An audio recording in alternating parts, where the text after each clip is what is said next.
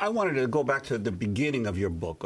You start the book with the inauguration of President Obama in January of 2009 and all the attention and the enthusiasm that generated across the world and in the United States. But then you also say that very month there was a secret meeting that was convened by the Kochs of billionaires and multimillionaires with a completely different agenda. If you could talk about that. Yeah, well, I'm glad you asked, because the book is not just about the Kochs. And the Kochs on their own probably would not be able to have the kind of influence they have. But what they've done is kind of a magic trick. They've attracted around them, they've purposely built what they call an unprecedented network. It's a pipeline, they talk about it too, where they've gathered about 400 other extraordinarily wealthy conservatives with them to create a kind of a billionaire caucus almost.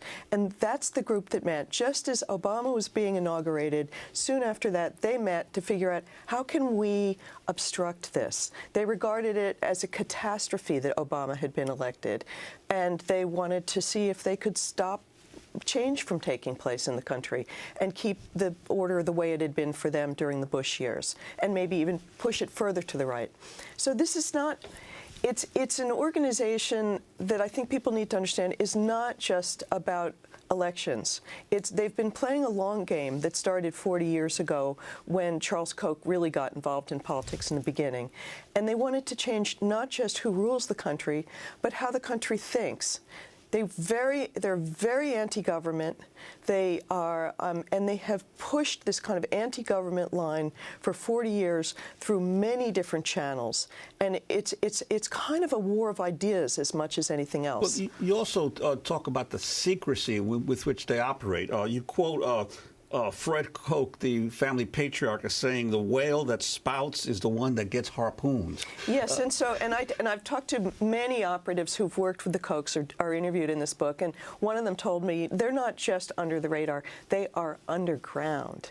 And they for many years just were almost invisible. The Kochs themselves used to call Koch Industries the biggest company that you've never heard of. It's the second largest private company in America. It has $115 billion of business a year, and most people didn't know what it was.